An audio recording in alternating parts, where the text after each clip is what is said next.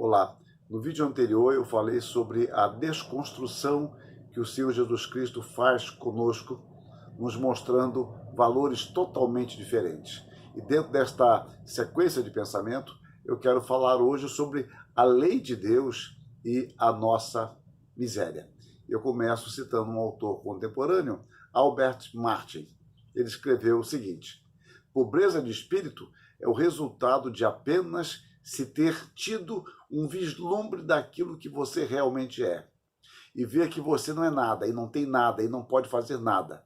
Só isso pode recomendá-lo à graça, ao poder salvador de Deus. Digo eu, a lei de Deus, como que por um espelho, reflete a nossa miséria espiritual, resultante de nossa total incapacidade de cumprir as exigências divinas. O conforto, ou melhor, o confronto com a lei de Deus é algo profundamente angustiante e destruidor de alguma presunção orgulhosamente autônoma. A lei mostra a nossa total incapacidade de atingir o padrão de Deus. A lei de Deus não nos afaga, ela não faz carícias em nossas pretensões entusiasticamente egocêntricas, antes revela as nossas imperfeições. Via-nos saciados, com trajes finos e elegantes. A lei vem nos mostrar que estamos famintos, carentes e nus. As nossas vestes autônomas, com todos os seus valores agregados por marcas, etiquetas e nomes exóticos, só servem para demonstrar de forma eloquente a nossa nudez. Não passam de folhas arrancadas às pressas de um jardim já corrompido pelo pecado. Então, a lei de Deus, ela vai evidenciar, às vezes de modo abrupto, as nossas imperfeições. E este é um problema para nós. Como tratar consciente, consistente e eficazmente de um mal não diagnosticado, de um mal não percebido? A lei coloca em destaque a nossa condição de pecador, revelando de forma contundente os nossos pecados. A pobreza de espírito, em geral, está associada a um confronto honesto com a lei de Deus, por meio da qual vemos como de fato somos, não mais por meio da benevolência criada por nós mesmos, em nosso autoexame bastante comprometido. Então, desse modo, nós devemos afirmar que a lei de Deus é boa. Ela nos foi dada para o nosso bem.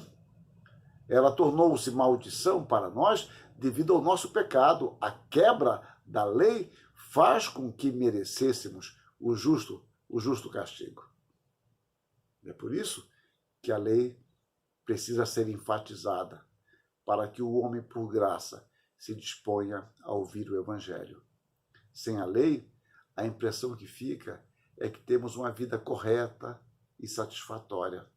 De nada precisamos, muito menos de salvação, já que falar de salvação é preciso antes pressupor risco ou condenação, uma incapacidade nossa, para que possamos dizer, eu preciso ser salvo. E a lei mostra que, na realidade, nós estamos perdidos. Paulo diz que Cristo nos resgatou da maldição da lei, em Gálatas 3,13. Mas como Cristo fez isso? E a lei é boa ou é má? Perceba, meus irmãos, que Cristo, ele satisfez perfeitamente todas as exigências da lei. Somente ele pôde fazer isso e pode fazer isso, total, completa e genuinamente.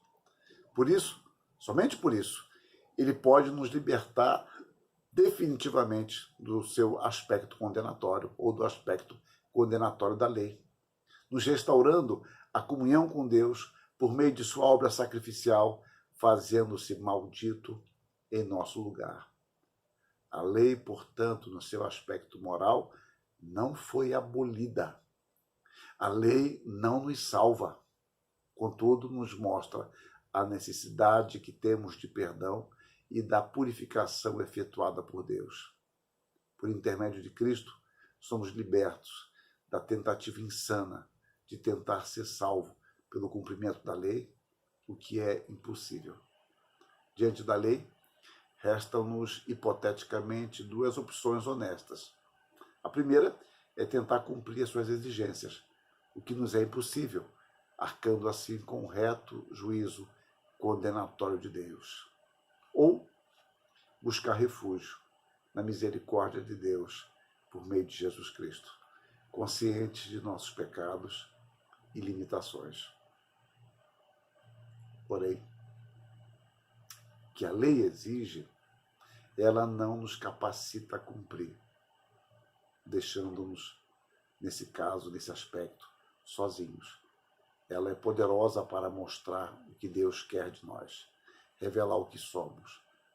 Mas a lei, ela não se torna o caminho de salvação, ou pelo menos não um caminho acessível a nós. Essa capacitação, então, é somente pela graça. Eu recorro mais uma vez ao velho e bom Calvino. Pela lei, Deus exige o que lhe é devido, todavia não concede nenhum poder para cumpri-la.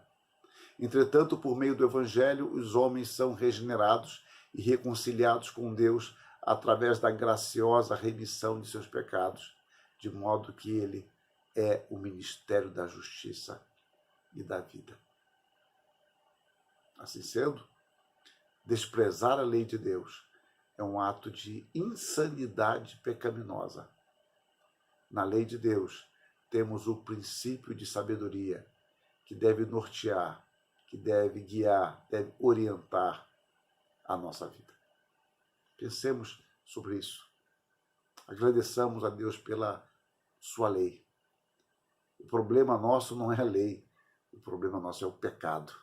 E a lei apenas revela esta realidade, essa situação miserável na qual nós nos colocamos, rejeitando a Deus. Mas nós temos, por graça, a salvação em Cristo Jesus, aquele que cumpriu a lei em nosso lugar.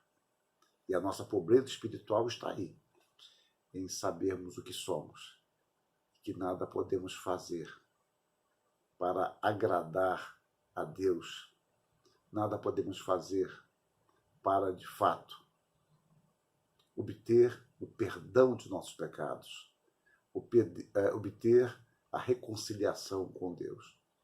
Não depende simplesmente de nós, de nossa capacidade, de nossa força, de nosso poder.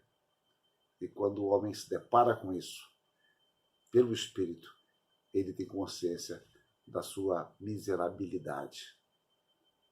E aí começa a bem-aventurança. Nós vamos continuar a falar sobre isso, enfocando o perdão de Deus. Que Deus nos abençoe. Amém.